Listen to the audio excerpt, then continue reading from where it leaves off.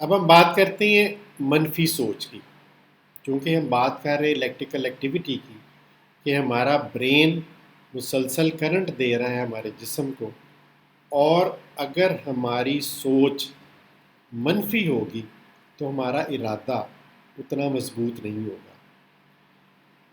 جیسے کسی کام کے انجام دینے میں ہمیں کوئی انتھوزیازم نہیں ہے، یعنی ہمیں یہ پتہ ہی نہیں ہے کہ یہ کام کرنا کیسی ہے، یا آپ کا ارادہ مصمم نہیں ہے کہ پتہ نہیں یہ مجھ سے ہو پائے گا کہ نہیں، یا آپ ایسا کام لیا جا رہا ہے جو آپ کو پسند نہیں ہے، تو آپ کے اندر نگیٹیوٹی ہے، منفی سوچ ہے۔